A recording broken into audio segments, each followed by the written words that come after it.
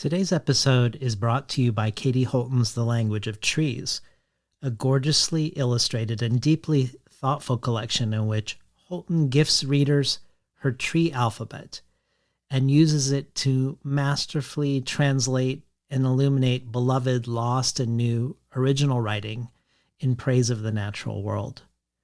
With an introduction from Ross Gay and featuring writings from over 50 contributors, including Ursula K. Le Guin, Ada Limon, Robert McFarlane, Zadie Smith, Radiohead, Amy Nezhukumatatil, James Glick, Elizabeth Kolbert, Plato, and Robin Wall Kimmerer. The Language of Trees is an astonishing fusion of storytelling and art, and a deeply beautiful celebration of trees through the ages. The Language of Trees is out now from Tin House.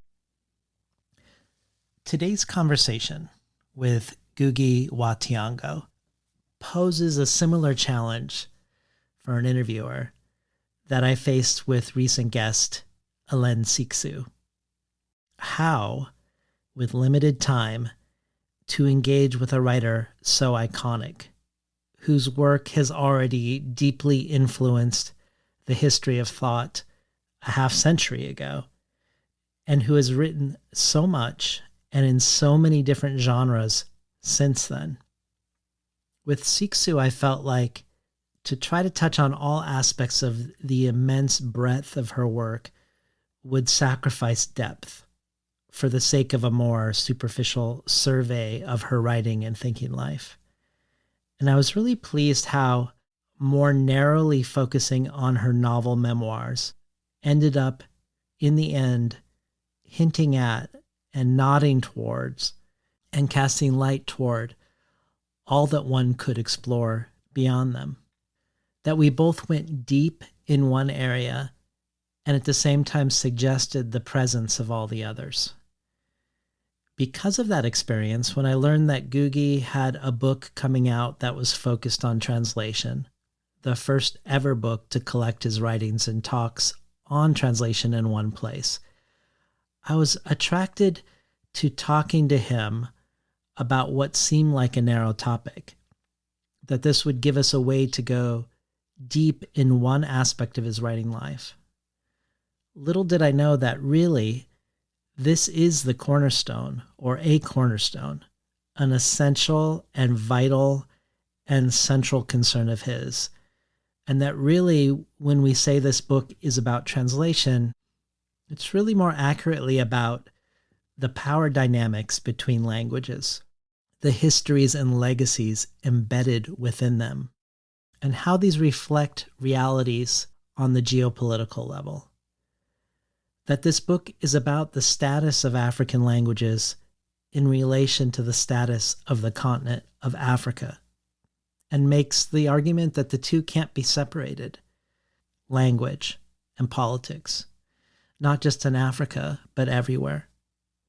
So to talk about translation in this broader sense of it is to talk about Ngũgĩ's postcolonial theories, is to talk about capitalism and colonialism, is to talk about language in relation to self-knowledge and self-determination, and much more. Similar to my conversation with Siksu, where we foregrounded her latest book, but I also chose two others to constellate it with.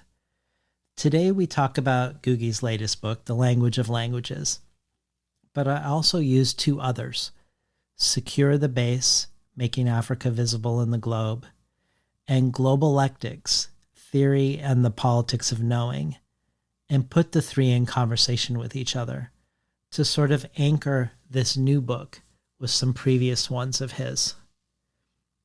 Both the latest book by Ngũgĩ wa Thiong'o and the latest book by Ellen Siksu are out from the same press, Seagull Books, a press based in Calcutta that publishes world literature in English translation.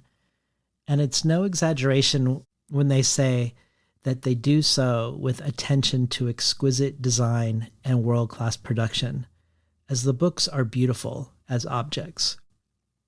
I want to spend a moment talking about them, as Seagull Books just celebrated their 40th anniversary, and they've kindly created one Ngũgĩ wa Thiong'o bundle, including The Language of Languages, Secure the Base, and The Upright Revolution, which is his gorgeous illustrated fable, the most translated African short story ever, one that he talks about today, one that's been translated into over 100 languages, at least half of them African. Seagull's offering a Ngũgĩ bundle and one Elen Siksu bundle that includes the book we discussed, Well-Kept Ruins, but also We Defy Augury, and her early book, Tomb. A Siksu bundle and a Ngũgĩ bundle for 2 listeners who join the Between the Covers community as listener supporters and choose them. But whether you do check out Seagull Books, who have over 500 titles, including books by Aimé Césaire, Edward Said, Thomas Bernhardt, Mo Yan, Laszlo Krasznahorkai, and more. Not to mention their Africa list, which includes Ngũgĩ, of course, but also writers from Alain Mamankou to Maurice Condé. Beyond the 2 Seagull Books bundles, there are a ton of other possible rewards from joining the Between the Covers community. Every listener supporter gets the resource-rich email with each episode, which includes the resources I discovered and used to prepare for the conversation, as well as places to go afterwards if you want to explore further. And then there are a ton of other things to potentially choose from. The last episode of the show with poet Sharif Shanahan explored the intersections of Arabness and Blackness, both in North America and in North Africa. And as part of that, Mizna magazine, the magazine of Arab American culture and art, offered copies of their Black Southwest Asian North African takeover issue, helmed by an all-Black production team and edited by the poet Safia El Hillo. And there's the ever-growing bonus audio archive with readings and craft talks from everyone from Dion Brand to Marlon James, and conversations with translators from Emma Ramadan to Megan McDowell. And this only scratches the surface, and you can find out more at patreon.com/betweenthecovers. And now for today's conversation about the language of languages with Ngũgĩ wa Thiong'o.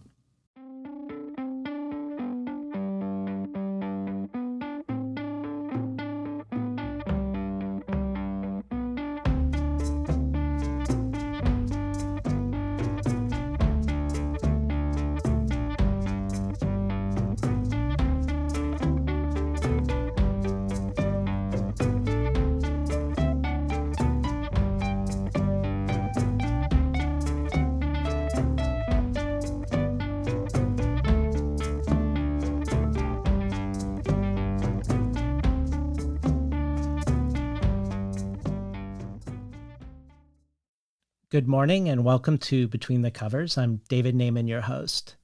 Today's guest is novelist, storyteller, essayist, playwright, scholar, and translator Ngũgĩ wa Thiong'o. Born in the 1930s when Kenya was a British settler colony, his adolescence coincided with the decade-long War of Independence, a major theme of his early works. He entered Makerere University College in Kampala, Uganda, as a colonial subject, but by the time he graduated with a BA in English in 1963, Kenya had emerged as a free and independent state. During school, he wrote plays, stories, drafts of novels, a regular column for the Sunday Nation called As I See It, and he attended the first African Writers Conference, a milestone event for African literature, where he approached Chinua Achebe, asking him to read his novel manuscripts for his first 2 books, Weep Not Child and The River Between, which Achebe helped get published as part of the Heinemann's African Writers series. 1967 was the year his 3rd book, A Grain of Wheat, was published, a book he had written while studying at Leeds University, and a book that marks both a formal and an ideological shift in his writing. Inspired by Frantz Fanon's Marxist and anti-colonial critique, the collective, not the individual, became the center of both history and narrative in Ngũgĩ's book, which changed the way his stories related to both time and to point of view. 1967 was also his first year teaching at the University of Nairobi, where he taught for a decade, and where he was at the center of the effort to reimagine and rename the English department as the Department of Literature. He's one of the co-authors of the polemic declaration on the abolition of the English department, which set in motion an African and global debate, as well as practices that later became the heart of postcolonial theories.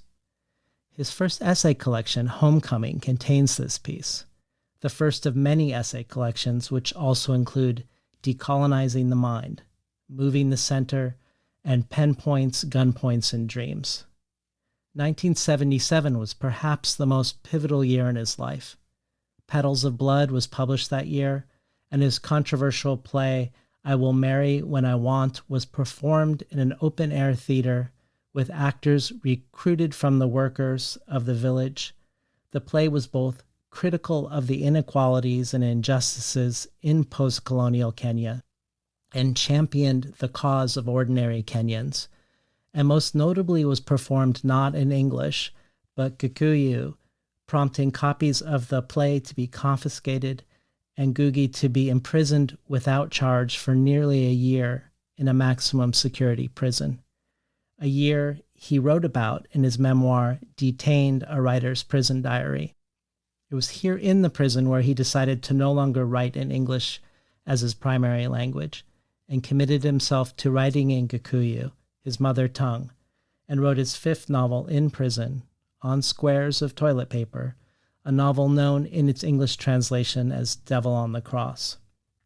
Named a prisoner of conscience by Amnesty, an international campaign eventually secured his release. But the Kenyan dictatorship barred him from jobs and ultimately threatened his life, and this led him into a life of exile, first in the UK and then in the United States. Nevertheless, he continued to be hounded by the Daniel Arap Moi dictatorship from afar, including a thwarted assassination attempt in Zimbabwe in 1986.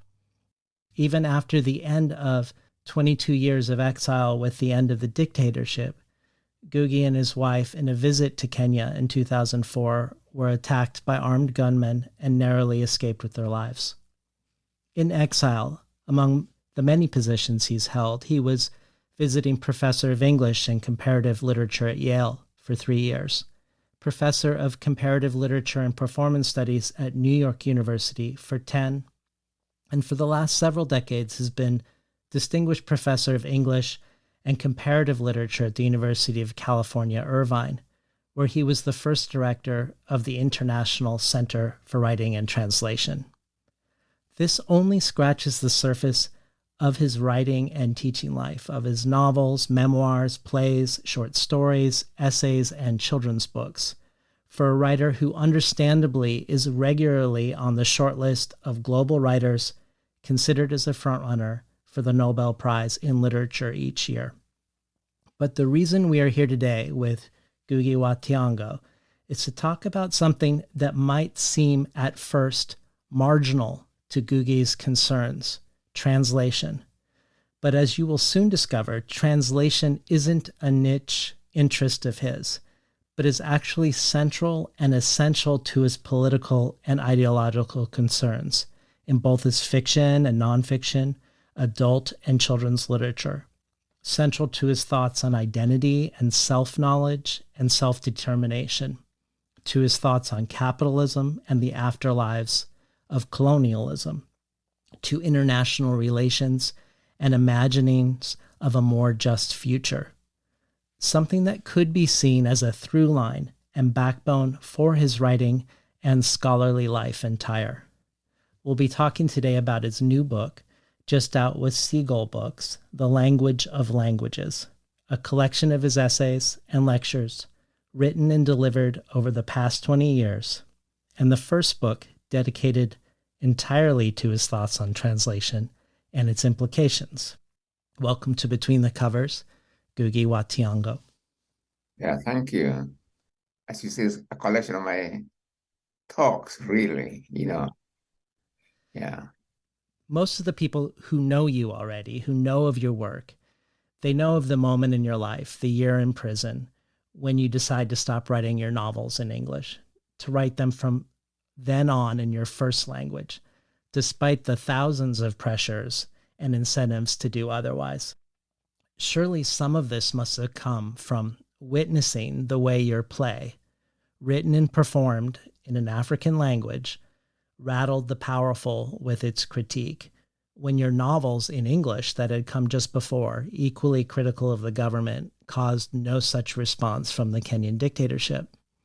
But there's another story more than a decade earlier in your life, in 1966, when you're invited by Arthur Miller, the head of PEN America at the time, to be a representative of Africa at the PEN International Conference in the United States. Yeah. And you have an experience there that perhaps is an earlier origin story that led you to return to your mother tongue 11 years later. And it's a story you recount early in this new book on translation as part of a speech you give in Chile, because the pivotal incident in 1966 was when you were attending a panel that included not only Arthur Miller, but Pablo Neruda. Pablo Neruda, yes, yeah. Right. Oh my God. Can you share with us the story of what happened, you and the audience, listening to Neruda and Miller and others speak, and how this might have planted a seed that later reverberated? Actually, it was the International PEN Conference, and it was, I think, Adam Miller was the president of PEN. International PEN and PEN America had organized that conference. And the conference had participants from both Western and also Eastern countries, that is the communist countries at the time. And they were being allowed into America really for the first time. An example, Pablo Neruda, who had been a member of the Chile Communist Party, and he had not been allowed into America for many, many years. So he was really in America for the first time in 30 years. Wow. But later I would learn, not at the time, but there were many other participants from Latin America, the group of writers who later came to form the Latin American Renaissance, or grouped around that Renaissance. Yeah, I was new into that kind of arena. I'd published my novel, 2 novels, Weep Not Child and The River Between, and I was a postgraduate student at Leeds when I was invited to that conference. So I was a novice in the international writing stage, in everything really. I was in America for the first time, there are several regional guests of honor. I was a regional guest of honor from Africa. But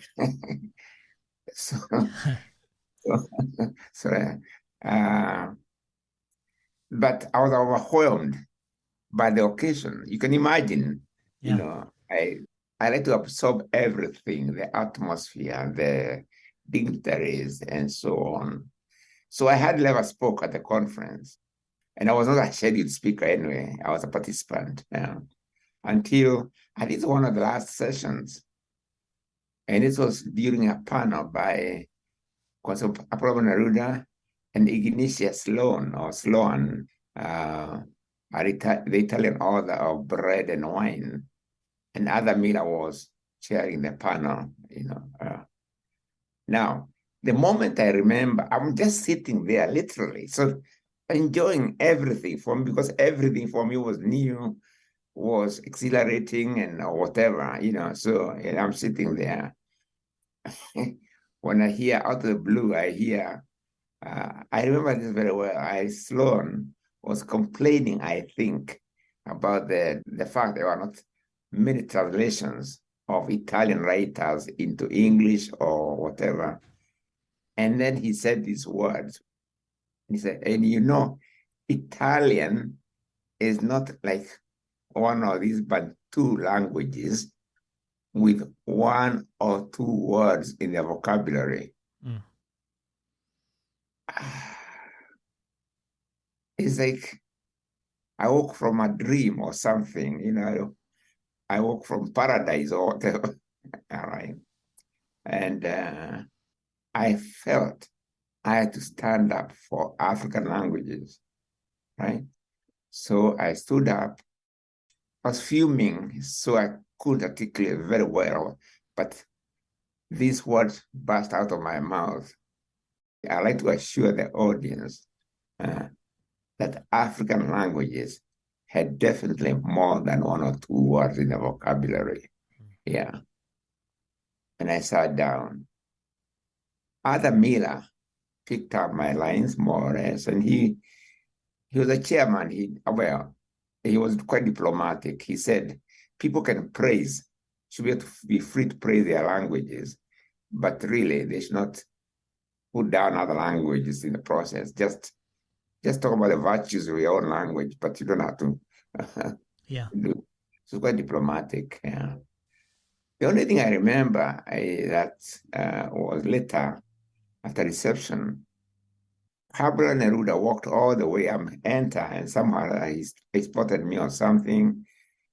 He walked through the crowd to where I was and shook my hand at the reception later. So we didn't speak very many words, but later learning more about him, I came to realize that may have been a gesture of solidarity with what I had said. I think we even exchanged addresses, although I never followed up with writing or anything of the sort. So there was no more communication between us. But I really valued that gesture of solidarity from Pablo Neruda. And then I go, I don't want to make a long story. I'll try to make a long story short. But anyway, I traveled through the States in cloud nine, of course, because I'm in America for the first time and, all the, everything. I met other people later in Iowa, like Guthrie Spivak, and then eventually returned to England, Leeds University, where I was. And of course, I was in the middle of writing my novel, A Grain of Wheat. Oh my. In what language was I writing it? In English, of course. Yes. But I just come from New York, where I had talked virtues of African languages, right? So that irony really struck me more than actually what happened at the conference. In my own practice of writing in English, I had said to all the world that African languages is as good vocabularies as any other language in the world, right? Which I believe is true. But in what language was I then, me, a Kenyan African, writing that novel in English? To be quite frank, although I thought about languages before, but not in that kind of personal challenge. I feel personally challenged and so on, yeah. But you're quite right. What eventually turned me around was actually eventually in Kenya, many years later, working at a place we call Kameredo Community Education and Cultural Center in Kenya, that I and my friend Goa Merie, the late Goa Merie, jointly wrote a play called Almaro and Aon, Patini Gikuyu, Ga Hika Deda. Kind of ironic, satires, yeah. The key thing about this play, as you said, was it was performed by literally ordinary working people of the village, small farmers, people in factories, in the plantations, in fact, we didn't have formal costumes. We just used the clothes they normally wore, all right? That's the clothes we used. So, and the impact of the play was really huge in terms of attendance and enthusiasm and so on. Be bussed from different parts of the country to come and see the play. And then November 11, 1977, it was stopped by the Kenyan government. And in December, the same, 3 months later, I was arrested by armed policemen. 3 truckloads of armed policemen came to my house at midnight of December 31st, 1977. So January 1, 1978, I was in a maximum security prison, a man without a name. I was no longer a professor at the University of Nairobi, no longer the writer who was known as the author of those 3 novels and so on. I was just a number in a maximum security prison. The key thing about this prison experience is when I really started thinking seriously about the implications of what we were doing as African writers writing in English. And the whole question of language in a colonial order, okay? Now, I just want to mention quite quickly, other ironies. The person who put me to prison was Jomo Kenyatta, the first president of independent Kenya. And Jomo Kenyatta, of course, was a symbol of our nationalism, right? Known all over the world as the burning spear. The one who in 1922 started the first Gikuyu language journal or magazine called Moiguidania, right? Mm. So he was not a man necessarily averse to Gikuyu language because he himself started a journal in that language, and he was a very good speaker of the language, everything. He wrote another book in English called Facing Mount Kenya, which again, although in English, but still contained a lot of knowledge of Gikuyu culture and so on. So the president at the time was a Gikuyu language speaker, right? I was writing in Gikuyu. He imprisoned me, right? What's going on? What is this thing? Okay, we can talk more about it, but my thinking about the time. But that's the time. That's this moment I decided to embark on Gikuyu language, and I said no English for me. Writing novels in English to be Gikuyu, to have a Gikuyu language. And I wrote my first novel, as you say, on toilet paper, in Gikuyu, in committee maximum security prison. And it is a novel that also made me survive. By the way, I've written the memoir, Detained, has now been reissued under the title Wrestling with the Devil. Yes. Yeah. Well, I would like to explore the ironies of this situation more. But before we do, I just wanted to mention one thing that I think is really interesting that you mentioned in the new book, The Language of Languages. The irony of the prejudice of this Italian writer who claims Italian is superior to the Bantu languages that have no vocabulary, because this accusation actually that African languages don't have enough vocabulary or aren't sophisticated enough in grammar to have complex thought, that they're not well suited for scientific or philosophical inquiry or literature, is actually the same accusation that was leveled against French and English when Latin was supreme. And you talk about how René Descartes actually defends the vernacular French, defending its capacity to be a vehicle for science and philosophy against this very accusation. And obviously the idea that French and English are deficient in this capacity now would seem laughable. And it sounds like you're asserting this very same thing for African languages. They were asking, how can English, tackle medical terms or scientific terms, Yeah. right? Yeah. I mean, it's incredible that was actually there. I don't think there's a connection, but the first Englishman to translate the Bible from Latin to English was later killed, murdered, okay, executed. But but I think it was for something else. But the irony, the first to translate the Bible from secret tongue, Latin, into this other language with no vocabulary called English, that he was later murdered. Yes. Yeah. Well, thinking about your decision 45 years ago to write in Gikuyu from then onwards, I wanted to jump forward to the status of African languages today in the present moment.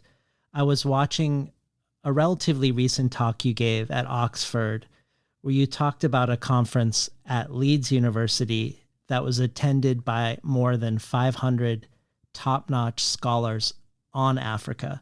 And you posed a question to them. How many people here have written at least one paper in an African language? And none of these African scholars raised their hand. Yeah. And then you posed a similar... Both African scholars and also scholars on Africa. Scholars on Africa, yes. As well, both African and also non-African. Yes. But we're all African scholars. Yes. African scholars. But you posed a similar question in Ghana at a conference on African studies and received a relatively similar response. Yeah. And you said in this Oxford talk about scholars on Africa, could you imagine hiring someone as a scholar on French literature who spoke not a word of French?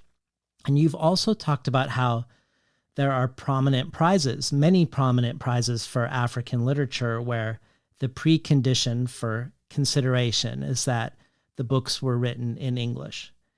Or not in African language. Or not in an African language, as some other colonial language. And then in the year 2000, you give a speech in Eritrea that you deliver in your own mother tongue, which is included in this book, where you say, European languages determine who is an African writer and who writes for Africa. And if you write in an African language, you're actually less likely to be invited to conferences on African literature. And you note that this 2000 conference was the first conference on African soil to bring African scholars together to discuss the future of scholarship and literature in African languages. It was the beginning of the millennium, against all odds. That conference came up with a very important statement, the Asmara Declaration. And that still one of the best statements on African languages and can still be found in the internet. Yeah. You've said elsewhere also that our bodies are our first field of knowledge, and that to begin with the idea that our own hair or our own skin are wrong is a sort of bondage. And I think you've said something similar about language, that to be divorced from one's mother tongue is a sort of slavery. Yeah.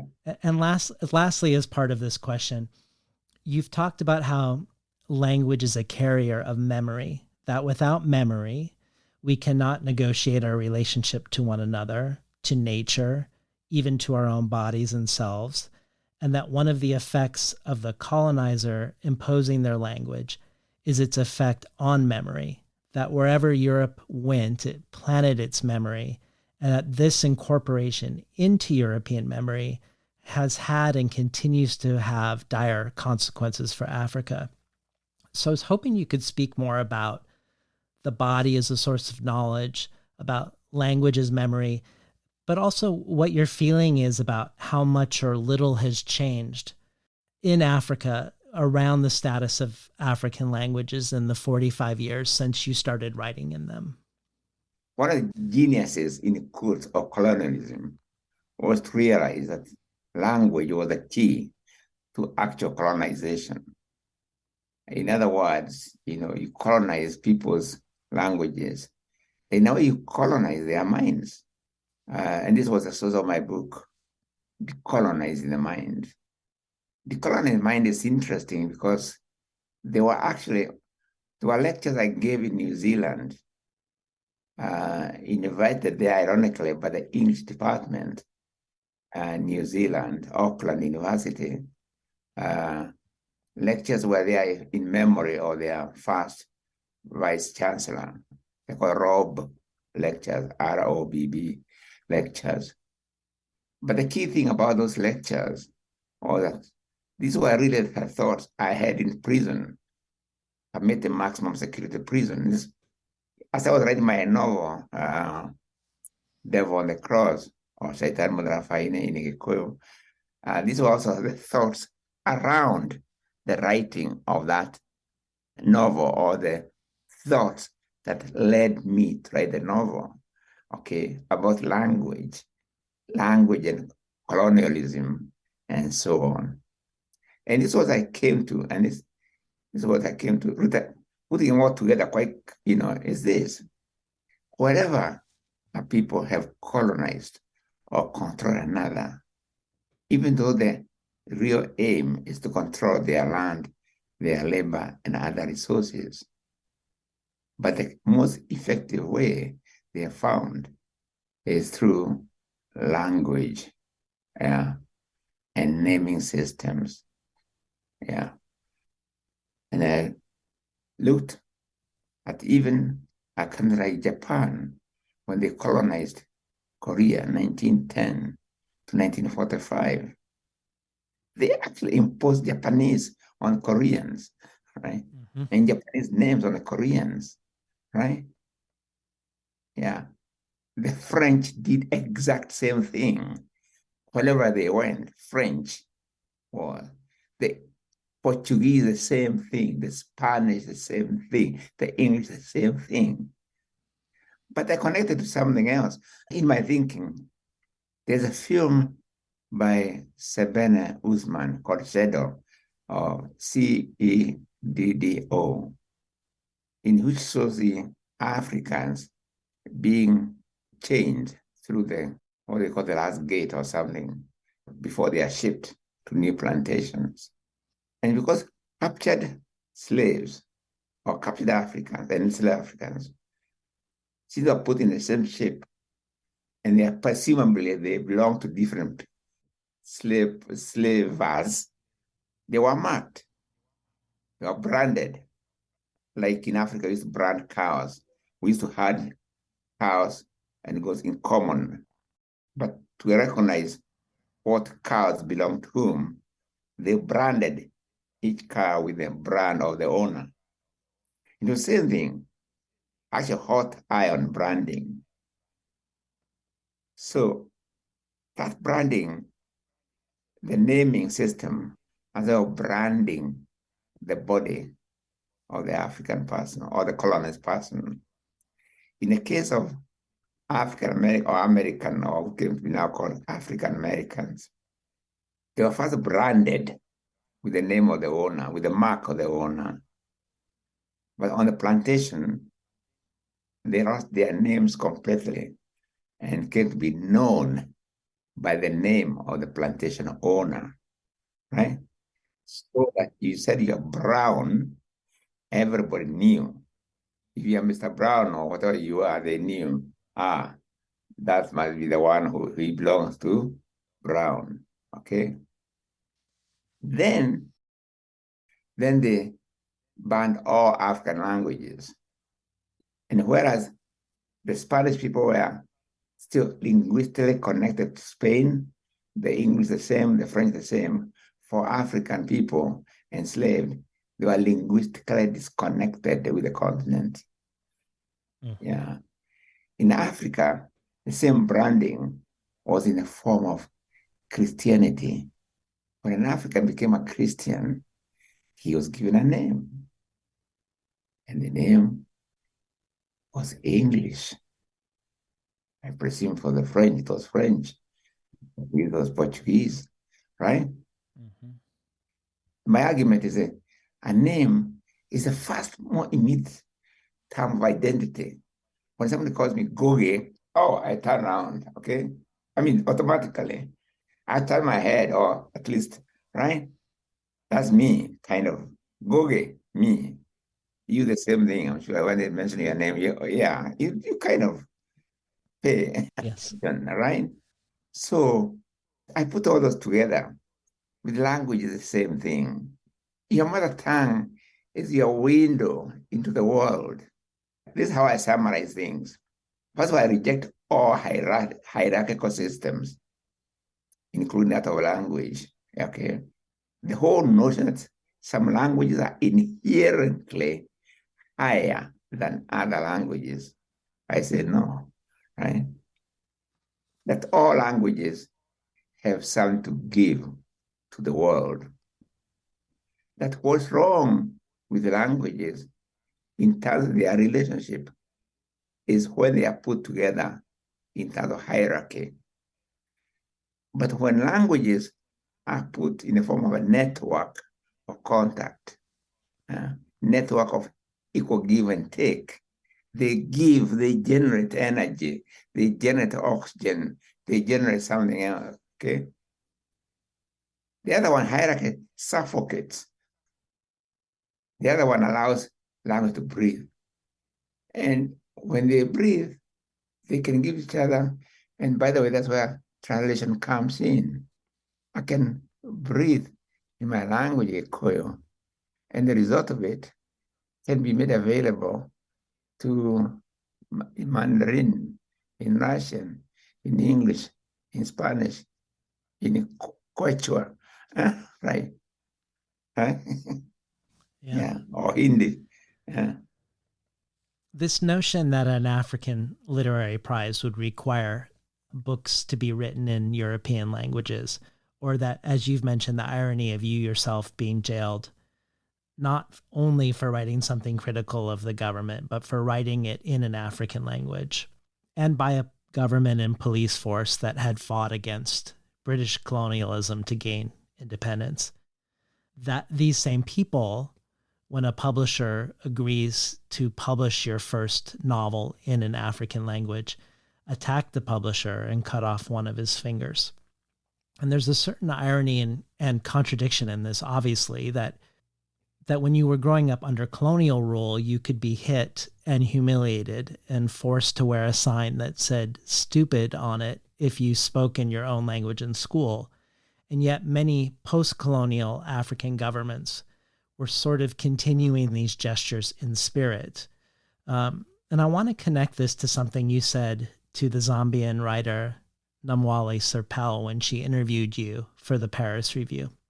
She was asking you about the titles of your books, and you said that you tend to give all your novels the same title to begin with, Wrestling with God, because from a young age, you were very preoccupied by the image of Jacob wrestling the angel, and that this scene held great power in your mind, and that you've always been drawn to the idea of the human struggle with a greater power, and to the idea of oppositions leading to progression. And it was when you studied Marx and Engels at Leeds that this dialectic idea was instilled in you. Yeah. And similarly, that it wasn't until you encountered Marx and then Frantz Fanon that you began to understand why, even after independence, the pattern of exploitation hadn't changed. And first, I just want to say that I love that you make this connection between Jacob and the angel and Marx and Fanon's dialectic. But I was hoping you could speak to this phenomenon for us of the post-colonial situation and the ways what is happening in Africa today makes more sense from the framing of Fanon, why we're seeing an extension of a lot of the punishment that was during the colonial era now in the post-colonial era. And first of all, on language, let me just say one more thing. Just let me summarize what I say about languages in one sentence, which I like very much. I like those sounds of everything for me. If you know all the languages of the world and you don't know your mother tongue or the language of your culture, that is enslavement. But if you know your mother tongue or the language of your culture and add all the other languages or the word to it, that is empowerment, right? So for me, many languages is empowerment, but rooted in the original mother tongue. Yeah. When we're talking about a rupture from one's mother tongue being a form of enslavement, I wonder about all the cultures, including the cultures of the African diaspora, where the return to the mother tongue is irretrievable. Or let's say Jews in Europe who invent Yiddish, and African Americans who invent their own African American vernacular English, or many Native American tribes where the rupture is too great to revive the language. It still feels like there's some sort of empowerment that they're creating. I wonder if is it only bondage if you don't have it? Is because it feels like sometimes these responses to not having one's mother tongue are actually empowering responses. What I find interesting in this is, okay, the Jewish people produced Yiddish, and I believe in Russia, some of the Yiddish writers became prominent Yiddish writers, I believe. Okay. In America, when African languages were banned in a plantation, and African people then, it's not that they went to formal training for English and so on, but then, to me, what happens then very interesting, they create new languages. For instance, African-American English.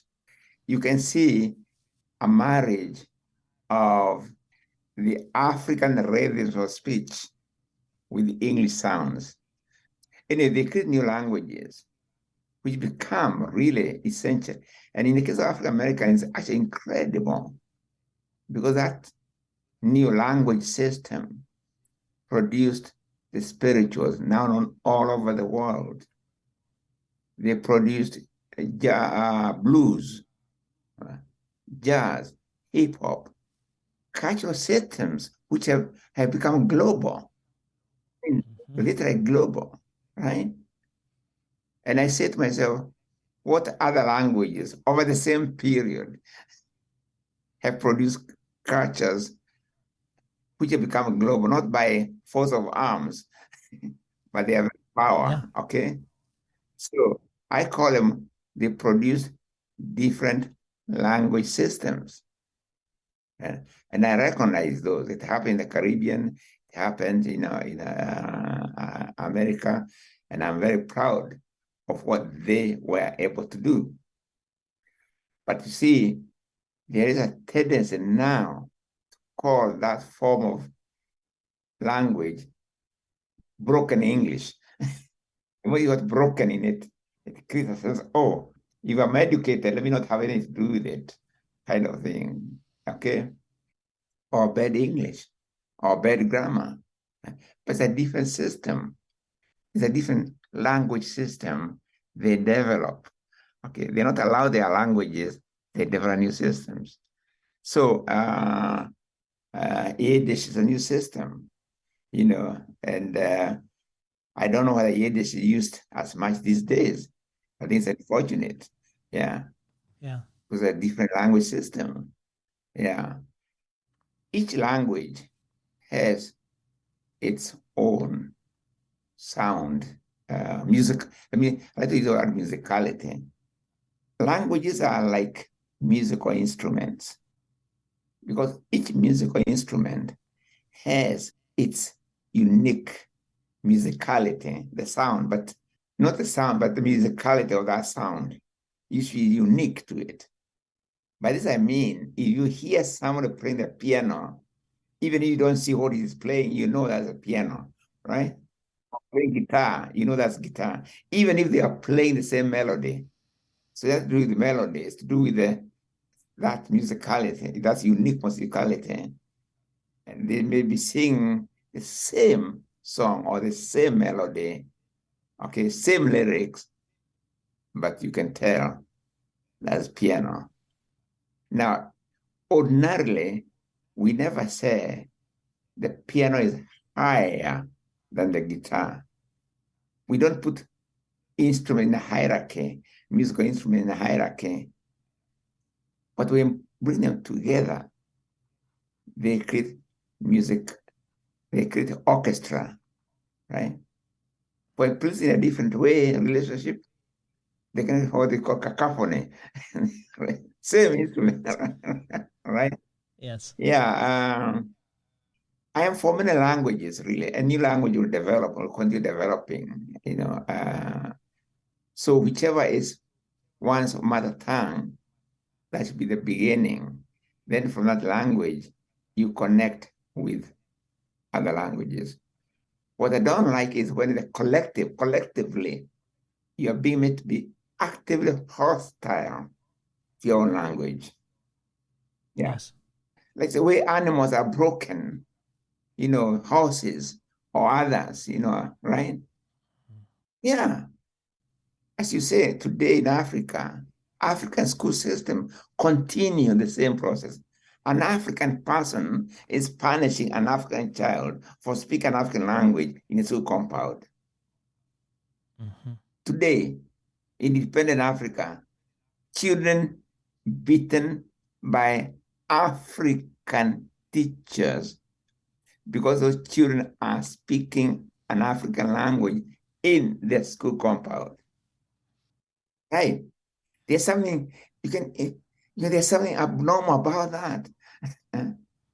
Well, let me quote to you something that you said yourself in your book, Secure the Base, Making Africa Visible in the Globe. It's sort of a preface for my next question. In that book, you talk about how part of the African middle class collaborated with European traders of slaves, and then later collaborated with the colonial state, and then later became the national armies and police forces of the post-colonial countries. And in that same essay, you say, quote, "The education of Black elite is entirely in European languages. Their conceptualization of the world is within the parameters of the language of their inheritance. Most importantly, it makes the elite an integral part of a global speech community. Within the African nations, European tongues continue to be what they were during the colonial period, the languages of power, conception, and articulation of the worlds of science, technology, politics, law, commerce, administration, and even culture.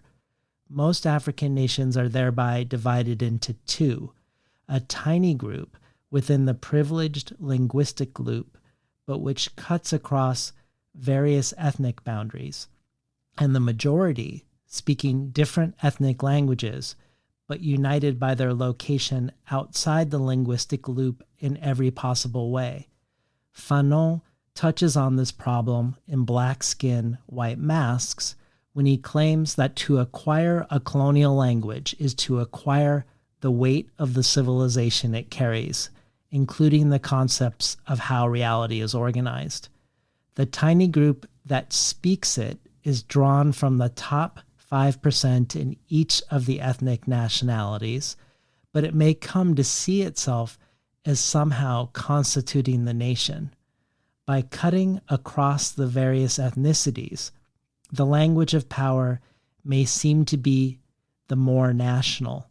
The middle class incorporation into European memory before and after independence is a major weakness of the class, a point Fanon emphasizes when he accuses the national bourgeoisie of identifying with the Western bourgeoisie, from whom it has learnt by heart its lessons.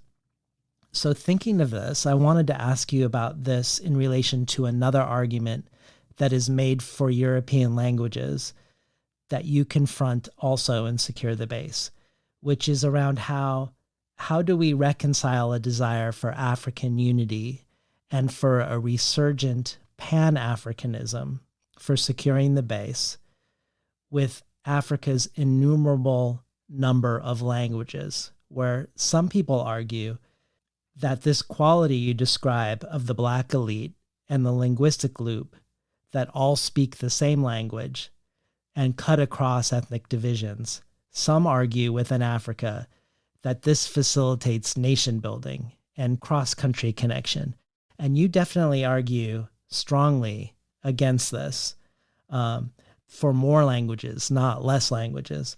So talk to us about this so-called language problem and how and why in your mind it should be seen as a strength rather than an obstacle, that Kenya has over 60 languages. Yeah. And even though English is one of the two official languages. English is spoken by, in Kenya, English is spoken by only 10%. It only happens that 10% cuts across many other national communities. But there's nothing inherent in English that makes it inherently more able to go across the various national groupings. In other words, the same role can be played by Kiswahili, for instance, or by Igbo or Yoruba or any other language. In other words, English is not inherently national, or French is not inherently able to go across, right? If I know Kiswahili and you know Kiswahili, we can communicate. There's nothing that says that role can only be played by English. So that's the first thing, But even what I said earlier is important, is respect. I said, if you know your mother tongue, whatever it is, even if it's spoken by 5 people, then you add to it English or French or many languages. That's a good thing. There's nothing inherently evil or bad about English or French. It's their power relationship with the other languages. That's a problem, not their quality as languages. As languages, I enjoy reading French literature, for instance, in translation. I enjoy reading Russian literature in translation, and so on. Spanish literature. Garcia Marquez, who wrote in Spanish, I believe, is one of my favorite authors. If I read him so much that I must keep saying that I'll have to learn Spanish too. I'm very curious to know how he sounds in Spanish. Spanish or in the original language. Yeah. Lately, I met a Quechua writer came to see me. Eliana Maria Maldonado, and last name Cano, like Cano. Who's writing Quechua and in Spanish. She's writing 3 languages. And I was very, very impressed. Yeah. And I was very excited because they went through the same process of marginalization by Spanish. And what she's doing right now, she's writing Quechua, she's also writing Spanish, and sometimes she does translation between. And now sometimes she gets about translated to English. And seems to me that's the way to go. Let all languages be, but they can meet through translation. And that's why I describe translation as the language of languages. I see it as a common language of languages, right? Do you think that South Africa's language policy is a good step, in the sense that during the colonial era, they had 3 official languages and they were all of European origin, and now they have an 11 language policy, and I think only 2 of the 11 languages are of European origin. Do you think that's a good governmental step? Every person have a right to their mother tongue or the language of their culture. It's empowerment to add other languages to it. But the colonial process does the other way around. It completely negates all the other languages. It's only the colonial language is the real language. So the French claim French is the only language, the Spanish the same, the Portuguese the same thing, right? Yeah. And this is what I'm saying, that hierarchical way is what is essentially wrong. It's what I'm opposing, yeah. And it does not matter whether that language is Quechua in Latin America or a language in some way, European languages, even within Europe, are equally marginalized. Yeah, like in Scandinavia, among I forget The Sami people, maybe? Sami people. Yeah, yeah. So, thinking of English in Africa, Achebe talked about how he learned English and to write in English as a means of infiltrating the ranks of the enemy and destroying him from within. And he also said, in his mind, it doesn't matter what language you write in as long as what you write is good. And that language is a weapon and we use it, that there's no point in fighting a language. And when asked if Things Fall Apart had ever been translated into Igbo, his mother tongue, he explained that Igbo had numerous dialects different from place to place, and that standardized written Igbo only came into being as a result of missionaries and their desire to translate the Bible into African languages. So the missionaries brought together 6 Christian Igbo converts who each spoke a different dialect. And the resulting language, Union Igbo, didn't resemble any of the dialects. And Achebe called it, quote, a strange hodgepodge with no linguistic elegance, natural rhythm, or oral authenticity. So he didn't consent to have his book translated into what he considered a linguistic travesty. So there's this interesting phenomenon, as the critic Susan Gallagher notes, quote, one of the world's great novels, translated into more than 30 languages, is unable to appear in the language of the very culture that it celebrates and mourns. But you don't take the same position as Achebe.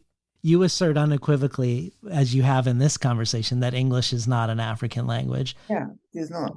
And that the idea that one is expanding African languages by writing in English is the same as saying Joseph Conrad expands Polish by writing in English. But in light of this, I wanted to talk about, for you, the pleasures and challenges of both writing and publishing in Gikuyu. Besides the violence and the threats of violence you've experienced for writing in an African language, there are many other challenges to writing in Gikuyu. You talked with Namwali Serpel, for instance, about how there's almost no written tradition in the language, and that particularly at the beginning, there was always a devil on your shoulder that would tempt you to give up and return to English when you were having trouble finding a word. Yeah. But I'd be interested to hear about any practical publishing world realities around writing and publishing in Gikuyu. I call him the little devil. That's why my memoir of prison, I've reached them under the title, Wrestling with the Devil. What I mean by that is this, that one becomes conditioned writing in English. And first of all, I keep repeating, there's nothing wrong with the English or French or any language. I mean, so, but you're used to it, get used to it. So when you try to connect your own language, it's like this devil is always whispering in your ear, but I'm here. Why are you having all these difficulties? So it can be very frustrating. And you can say, oh, come on, let me just continue with the English I know.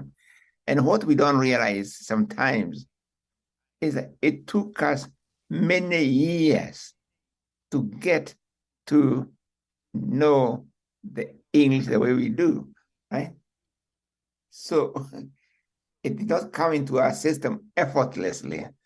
Too many years of training, conditioning, school, this and that, So, and that's one of the problems. I call it now, we live in a world of normalized abnormality. Normalized abnormality. of the colonial system. It was abnormal in any way. Punish Native Americans, Native Canadians, Native Australians, Native Kenyans, Africans for speaking their mother tongue. English, French were built on the graveyard of African languages, right? And that's wrong. And so that abnormality became now normalized at independence. So let me show you an example of what abnormality. In Kenya, right now, there are schools run by very wealthy Kenyan Africans, very expensive schools that are devoted to teaching British national curriculum. And you ask, why should an African in Kenya, 50 years of independence, be so obsessed with running a school that runs British national curriculum? It's not normal, right? But the abnormality has now become normalized as a desirable norm, okay? All languages have great potentiality. They have all their unique musicalities, and languages connecting on the basis of a network of equal give and take will produce orchestras, wonderful orchestras. Just as I like reading Tolstoy, we are always arguing with my friends about Tolstoy and Anna Karenina or Dostoevsky, right? We argue, and we never read any of them in Russian. We always argue about Marx. I mean, you just quote Marx, yes, and I've read Marx, yes, and right, but I've never read him in German, right? But the Communist Manifesto is known all over the world. So also the Bible. The Bible is so normal every Sunday in every Kenyan church.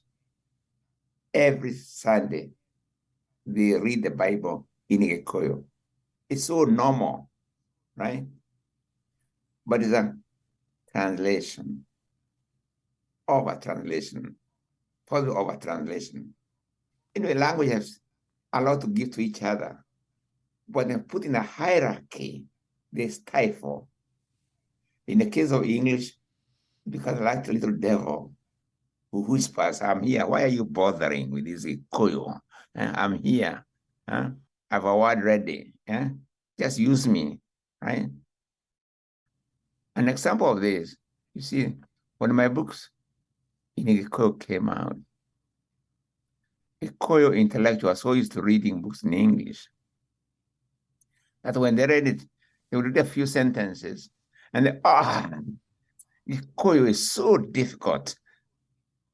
I mean, they completely forget, they spend years and years in schools being trained to write, speak English. They are surrounded by English newspapers, radio stations, everything.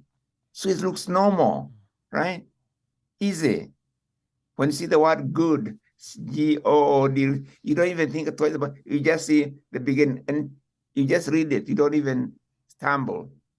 But not this one, not the way it was at the beginning. Okay. You mentioned the conference in Leeds when I asked these scholars of African realities, history, philosophy, they were all gathered, some from Africa, some were non-Africans. And I took them to, how many of you have written or even read a book in an African language? None. I went down to a page, none. I went down to a paragraph. I think one or two did raise their hands, right? And this was a conference of solid African scholars, both from the continent and outside. And the absurdity that they were scholars of Africa, minus African languages. To me, it's so absurd now. Although at the time when Achebe was saying it looked not so absurd at the time. They looked as if it was solid arguments. But now I can see my friend Achebe was being a little bit absurd. And towards the end of his life, I think he was beginning to change a little bit. It was African languages, actually, to be fair to Achebe. Yeah.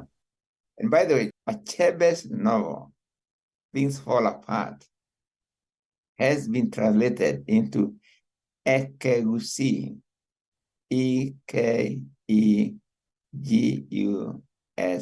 Ekegusi language in Kenya. There's a publisher there, Mosbori Obuchi.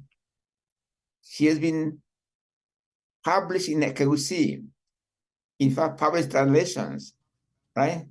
Things Fall Apart by Chebe, Romeo and Juliet from Shakespeare into Ekegusi, right? She did my book, The River Between, from English into Ekegusi. And she so challenged me in that respect that I've now I've translated that novel into Gikuyu. Oh, really?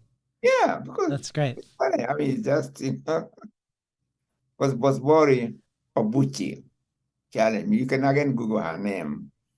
Sometimes she goes under the name Jane Obuchi, but it's very ironic that Achebe has now been translated into an African language in Kenya called Ekegusi, right? He's very popular. He's a very popular writer, even within the English language. Yeah. Well, you've talked elsewhere about how shorter works in Gikuyu have few places to publish them. And in your speech in Chile, you mentioned the first Gikuyu language journal that you yourself ran, and how Ariel Dorfman's poem in it was the first ever translation of a Chilean poet into an African language. But you've also talked about how you have many Gikuyu book-length manuscripts that haven't found publication, that publishers really only want to accept them with an eye toward the eventual English translation, and that ironically, translations into English have worked against your efforts in Gikuyu. So you've been trying to considerably delay the time after the Gikuyu publication before an English translation happens, so that it can live in the world in Gikuyu for years before it comes out in English. And I wondered if you could talk more about that, or any strategies. Definitely one book which I had to delay. It's called the Perfect Nine. In Gikuyu, Keda Muyuru. I had it out in Gikuyu first, and the English translation was delayed for 2 years. Deliberately, through my insistence, to give the Gikuyu language a chance to circulate among the Gikuyu intellectuals. Because I said, the English devil is always around the corner. Say, but I'm around here. It's easier to read me, not the other one, okay? So the only way is denying the devil a chance to say I'm here. The way I like to see my order, I would like to see my books coming in Gikuyu first, then Kiswahili. It's a kind of lingua franca in Kenya, in East Africa and Congo, okay? And then English and any other language thereafter. That's the order I would like to see. But of course, there are no publishers who are there to do that. So it's a challenge.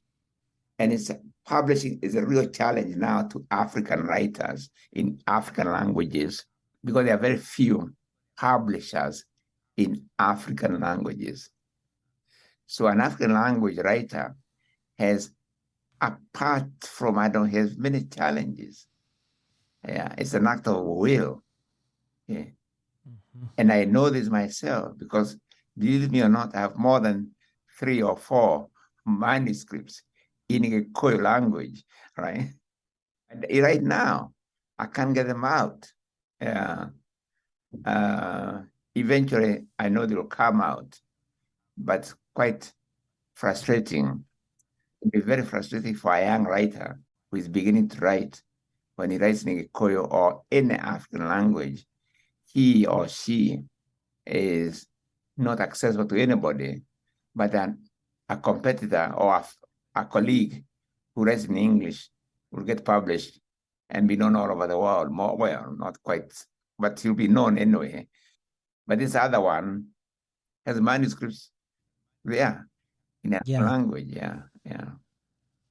Well, there's a great essay by the American poet and translator John Keane called Translating Poetry, Translating Blackness, where he looks at how little is being translated into English from Black writers in Africa and the African diaspora. He looks at what is lost around what we might know or reconsider regarding race and Blackness by not experiencing very different constructions of race and Blackness around the world. And also suggests the need for more Black translators. Something I know that like the press in England, Tilted Axis is trying to be part of the solution around. But Keane's piece also looks at how dire the translation situation is in every way in the United States, that less than 1% of all literary texts in the US are translated text. And the vast majority of those, of course, are coming from languages of other former colonial powers, from Spanish, from French, from Portuguese. But even those languages are woefully untranslated into English. And similarly, when I talked to Elliot Weinberger, he was the translator of Octavio Paz, among others. He said that up until the 1950s, almost every major U.S. poet also translated. They considered it their responsibility to the vitality of the community, of the writing community, to bring these other writers into English, to keep the poetry scene alive and porous and dynamic, which reminds me of a quote of Aimé Césaire that you often quote. He said, "It is a good thing to place different civilizations into contact with each other, that it is an excellent thing to blend different worlds, that whatever its own particular genius may be, a civilization that withdraws into itself atrophies, that for civilization, exchange is oxygen." And you yourself have called for more translations between so-called minor languages without them passing through major languages. And in that light, I was hoping you could talk about the Gelada Pan-African Writers Collective and what happened with your book, The Upright Revolution. Let me tell you the story of that one because it's very, very telling. What happened some years ago, I don't remember the year anyway, 2005 probably, there's a group of Africans called the Gelada Collective, African Collective, and they got a journal called Gelada. And one of the people, Kilolo, started a translation project. This is a collective, so they do different things. The translation project was started by, he was then called Moses Kilolo, although now he calls himself Munyao Kilolo, Moses Kilolo of Kenya. And they wanted to start a journal, African to African translations. In other words, from African language to other African languages. And that's when they asked me, through my son Mukoma, for a story, write them a story in Gikuyu so they can start the process. I not write one, but I had one already written that was in my shelf. And I'm telling you, I mean, it's amazing what they have done with it. I hope you mentioned the link in your talk. It's still available in the internet. If you look up at Gelada translation 1, you'll find the story there. Now, translated into, I think, slightly more than 100 languages in the world, and most of them African. So these were very incredible, successful African translation, but also translation into other languages as well. Yeah. So the story is available in Hindi, in Russian, in German, in virtually over 50 African languages. And it's available in the internet. And what is beautiful about it, you can see the story in its original form, Gikuyu, then you can see it in English and different African languages, but with their scripts as well, right? Mm. So very beautiful.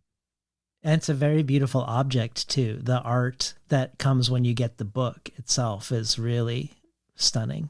It has not been published as a book in Sweden. Swedish translation is part of a book there. In Chile as well. My publisher in Calcutta has also produced it. It's a very beautiful edition.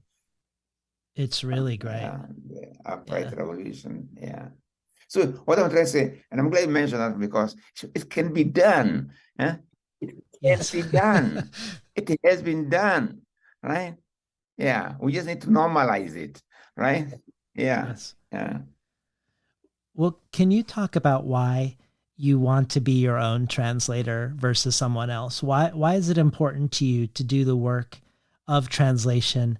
And then also, what is your translation philosophy? I know when you first started, you wanted to make the reader aware of the source language and its rhythms, but that's less so now. So talk to us about your life as a translator into English, the why of it, and then also the how of it. I translate myself as a necessity, meaning that I don't have anybody at the time who could or who wanted or who had the energy or the commitment to translate any of my books into English as quickly as I'd have liked, except one, Matigari, which was translated into English by Wangui Wagoro. My initial impulse was I wanted to crush that argument, which was there at the time, that if you write in an African language, it will not somehow not be available.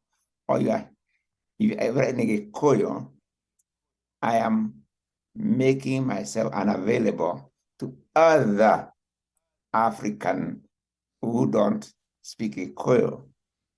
So I wanted to crush that argument. So it's important for me that it might now also be available in English, which I could do it myself. I could have them translated into English by doing it myself. So I was keen to fight against that other argument that the book is not available. And that's why I did it. It's hard work, translating your own work, because it's like doing the same work twice. The first time is exciting because it's like exploration. The second time is like, oh my God.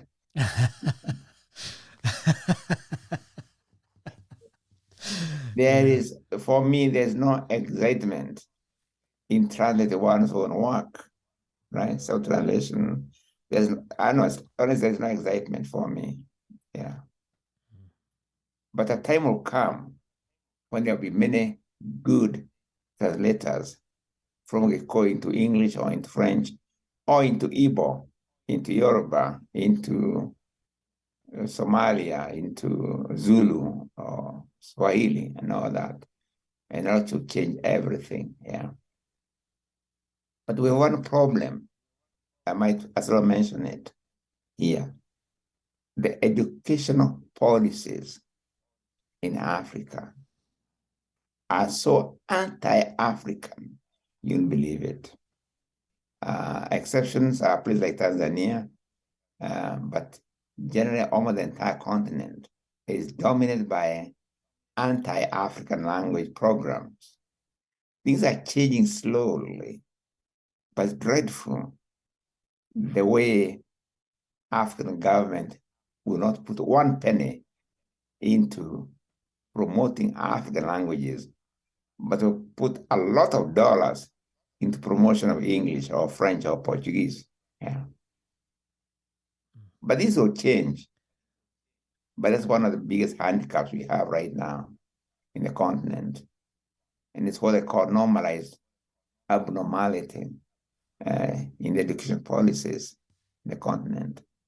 And as I mentioned earlier, even today, they continue punishing African kids for speaking an African language in the school compound. Even today as we talk, I know it's true in the case of Kenya. In your book, Global Lectics, Theory and the Politics of Knowing, you call this linguistic feudalism. And you contrast linguistic feudalism with a notion called the global lectic approach. And I was wondering if you could tell us what global lectics is, and is it related to dialectics? It is, obviously, but I was theorizing my practice at the University of California, Irvine. I came to California from New York University. I came here to be the founding director of the International Center for Writing and Translation. And the reason I came here is because I was very excited at the prospect of being a center that is promoting this dialogue or whatever it is among languages, right? Or even theorizing about it. So I was the founding director of the center. But when I came, I was thinking, where would we start? In Nairobi, in the early 60s, we had written a document called On the Abolition of the English Department. This because we wanted to be African literature, be at the center of our studies. Of course, then we don't just say African literature in African language, you just said African literature. It should be a center, followed by Caribbean, African American, Latin American, Asian, and then European, like cycles of Africa, then Caribbean, African American, then Latin American, Asia, then European, that kind of way, yeah. But with Africa at the center. So when I came to Irvine in the year 2002, I believe, I asked myself the same question. If what my argument about the center when I'm in Kenya is Kenya, so what is my center here in Irvine, okay, where languages are concerned? And it's very obvious that Native American languages were the center, right? Or should be the center. So our first event here was actually the impact of Native American languages on American culture when we brought together Native American writers, including my friend Haunani, the late Haunani from Hawaii. It was a very successful thing. So we developed the notion of from here to there, and then here to there, there to here to there, and then here. The notion of knowledge begins where you are. Knowledge begins with your body. Then you see how it's connected to the road around you, to the air around you, to the water around you, to whatever. And then you go on adding. I mean, the process of knowing is the process of adding to what one already knows. Has the idea that from whichever center you are at, you can connect with the world, with the globe, in a dialectical process of give and take, hence global lectics. And this because at the center, we're able to start with Native American languages, then we're able to bring in even Asian languages into conversation. So from the center, we literally were able to have a kind of global conversation among languages, right? Yeah. So hence, we call it from here to there to here, from here to there to here. From wherever you are, you connect. It's a process of give and take. Yeah. Yeah. I love that. That's what we call global ethics. And I was able to put it into a book called Global Ethics. And in that book, when you talk about the global eclectic worldview as like an archipelago of treasures, and you've talked in the language of languages about languages as you've done here being like a symphony, but also languages as bridges because no bridge goes one direction. And finally, in the Global Eclectics book, you talk about viewing the relationship between languages rhizomatically. And you say that what is central to viewing things rhizomatically is translation. And that by viewing things rhizomatically, we can collapse the hierarchy. And I wanted to spend a moment about collapsing the hierarchy, not just linguistically, but politically, to imagine a post-colonial situation that's not built on American and European memory. And I wondered, just as a beginning to this question, I wondered if you saw the movie last year, Neptune Frost. No. So the movie is made by a Black American filmmaker and musician, Saul Williams, and a Rwandan writer and actor, Anisia Uziman. And the title, Neptune Frost, it comes from the name of a slave from one of the original American colonies who fought in the Revolutionary War. But the movie is set in Burundi. Okay. And it's filmed in Rwanda. And like the play that got you imprisoned, it is told in many African languages with an African cast of mostly artists and musicians from Burundi and Rwanda. Some of them themselves are actually refugees from Burundi who now live in Rwanda. And it's an Afro-futurist or African futurist musical that's set in the coltan mines of Rwanda. And coltan is the metal that's used to make the capacitors in our cell phones and our cameras and our personal computers. And 50% of the world's supply of coltan comes from Rwanda.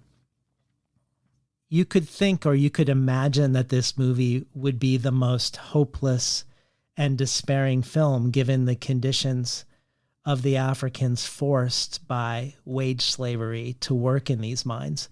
But this movie is very life-giving, remarkably life-giving. And I don't think it's a coincidence that it begins with both their own conditions and their own bodies, their own subjectivities and their own languages, alongside the ways the resources of Africa are being stolen from them to be used by everybody else.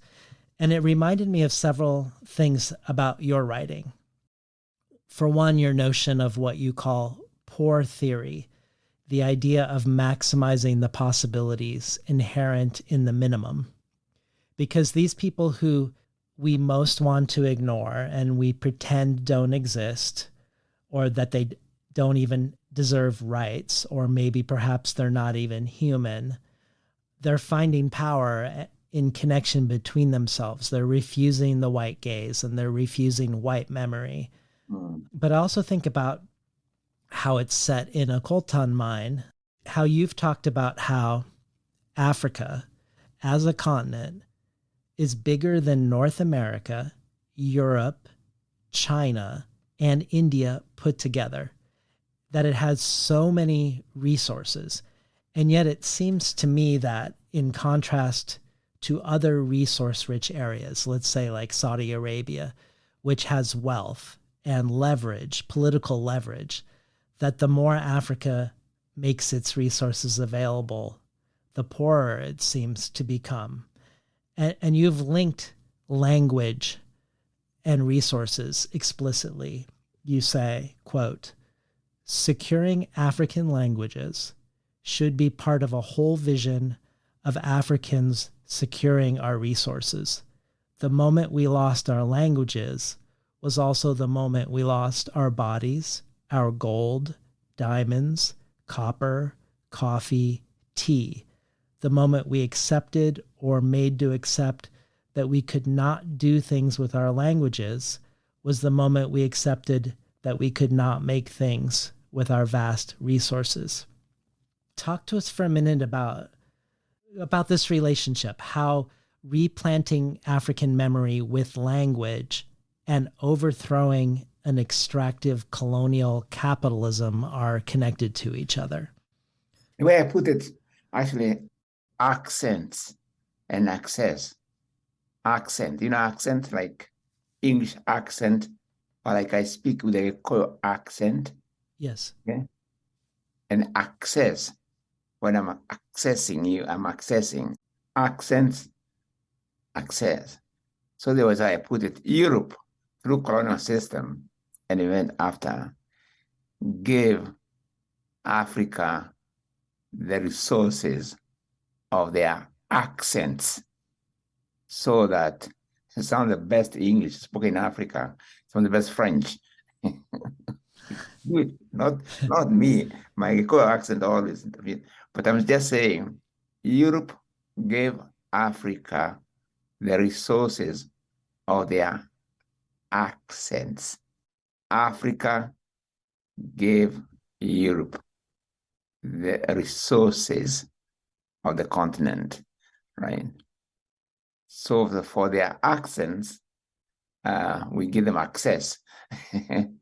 So accents, they gave us, in exchange, access to the continent, right? Yeah.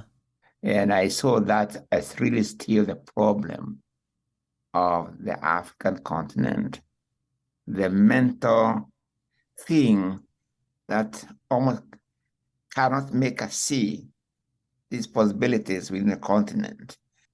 It's almost blind to what we can do within the continent. And it's a big problem. Yeah. So I summarize the problem of the continent as one of accents and access. Yeah, they give us accents, but in exchange, we give access to the gold, to the copper, to the diamonds, to uranium, to, you call it cotton, or whatever you call it. All those things are found in the continent, right? But we're so obsessed with perfection of the accents that we don't see that we have given access to the others, no matter how they are speaking their language, A good example of this is, and I know it in Kenya, and sometimes surprising, not surprising, but it becomes sad. Say, we have very important days in Kenya. The day we got our independence, or rather we regained our independence, it's important. Independence in Kenya was gotten through armed struggle by the Kenya Land and Freedom Army, otherwise known as Mau Mau. And Kenyan history is very interesting because Kenyan people were the first, if I believe, I may be wrong, but I think they were the first to break the trend which was there before. Let me explain what it was. In America was, of course, owned by Native Americans, but it became a white settler colony, English colony, okay? What they call American independence was not the independence of the colonized, but the colonized remained colonized. The people who said we are now independent were the colonizers, right? Who said we are independent from our home base, but we are still colonial in relation to Native American, okay? And this country became America. We saw the same trend, Canada. In every settler colony in Canada, the same. In New Zealand, the same. Australia, the same. In Africa, it was beginning to be the same with South Africa, 1912. It's a white community, some other becoming independent South Africa or something like that. The first settler colony to successfully fight that trend, to break that chain, was Kenya, right? When in 1952, there came about the Kenya, what is called Kenya Land and Freedom Army, started the war against the British presence in Kenya. It was the first. It's not acknowledged all over the world, but it's the first settler colony to reverse that trend, which had been normal for America, for Canada, for Australia, for New Zealand, South Africa, and then Kenya says no. Okay. Kenya then was followed by Zimbabwe, of course, and then later South Africa, and so on. So I'm very proud of I'm very proud of my country, Kenya. Now, at the independence, you'd think when we celebrate that history of Kenya, and you're addressing, you're a leader of the country, and you want to talk to, you're talking to Kenyan people, right? But every leader would speak on that major day. He addressed the nation in English. When we got Kiswahili, can reach more Kenyans than English. And most of the African leaders in Kenya can speak Swahili very fluently. But automatically, it's almost like they are primed. That when they get on that stage to speak to the nation, they are not speaking to the nation, they are speaking to Americans and they are speaking to an English-speaking elite. Yes. Yeah. And it's so automatic. It baffles me. So that's, yeah. But you say, oh, what's happening? Huh? Yeah. Yeah. Normalize abnormality. You are speaking to the nation about their pride, their history. You are celebrating what they have done. Obviously speaking to them in the language most widely spoken in the country. In this, we are very lucky because we got Kiswahili. Kiswahili is an African language, but it's also the national African language in Tanzania, but spoken in East Africa and the Congo. Why not speak to them about their history in Kiswahili, at the very least? So it's those kind of things that tell you that about this conditioning I've been talking about, okay? Language bring about this conditioning, predisposition to not see the rest of the continent, to not see the continent. We don't see it. We are from the continent, but we don't see our continent, right? Yeah. Well, I wanted to end with talking about decolonization here in the United States, where we both live. You gave a talk as part of the Yale Council on African Studies called Decolonizing the American University, where you talk about your campaign in the 60s to get Nairobi University to change the English department to the Department of Literature. You also changed your own name from your given name, James Ngũgĩ, to Ngũgĩ wa Thiong'o. Original name, Ngũgĩ wa Thiong'o, yeah. Yeah. And you emphasize that it's important for us, it's as important for us to decolonize spaces here in the West. And you've talked in many places about Prospero and Caliban, as well as Robinson Crusoe and Friday, how Caliban originally knows more about the environment than Prospero, much more, just as the indigenous Caribbean people know more than Columbus. But all the knowledge gets encoded into a colonial language. The original is lost and discarded, and the recording by Prospero or Columbus becomes the de facto original. And that modern scholarship works on this native informant model. I think about what you said earlier today in the conversation about, as the head of the International Center for Writing and Translation in Irvine, that you didn't start with East African writers and scholars, as you would have done if you had headed this department in Africa. You started by inviting Native American and Hawaiian writers and scholars.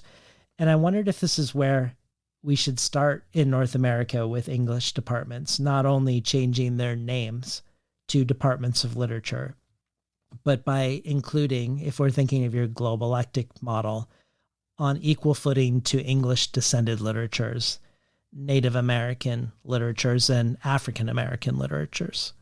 Yes, this will be the base of the founding of American identity, not the colonized identity as American identity. No, that's still the colonizer, right?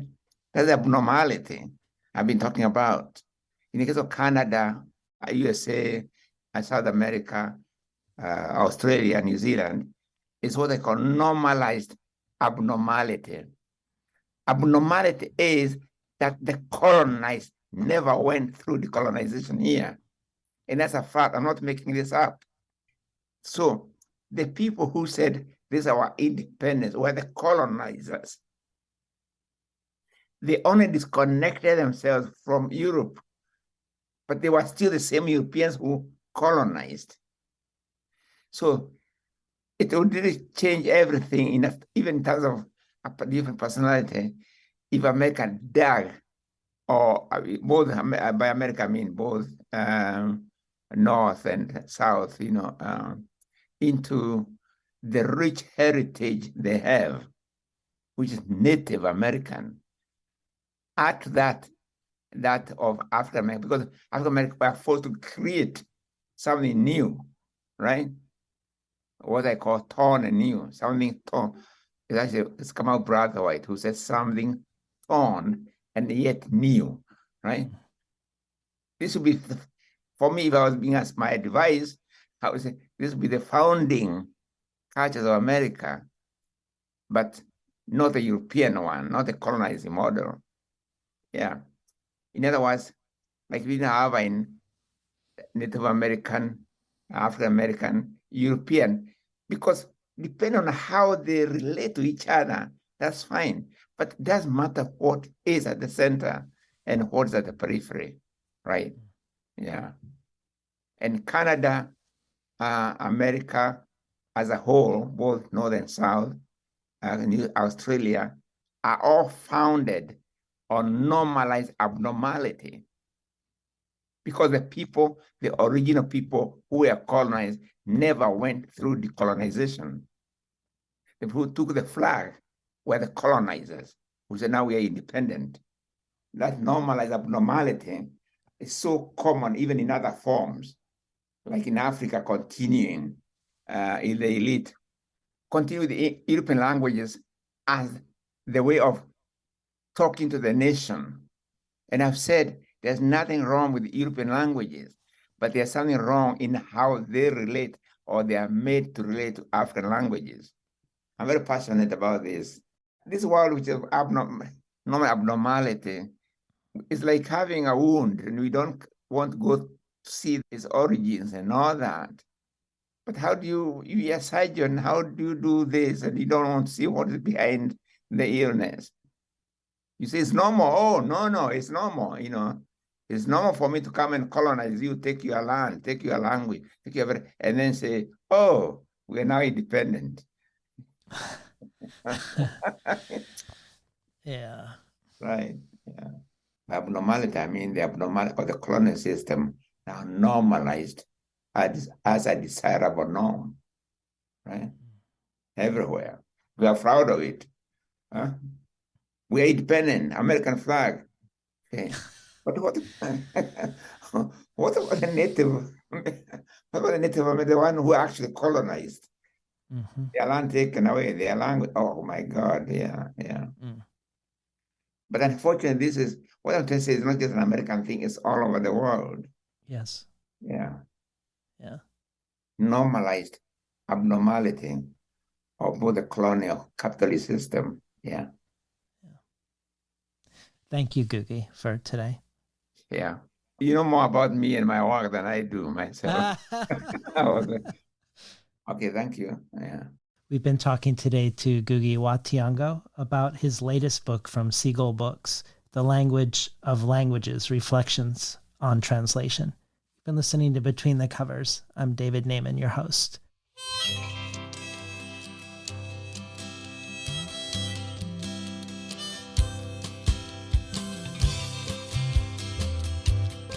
Today's program was recorded at the volunteer-powered, non-commercial, listener-sponsored, full-strength, makeshift home office of me, David Naiman.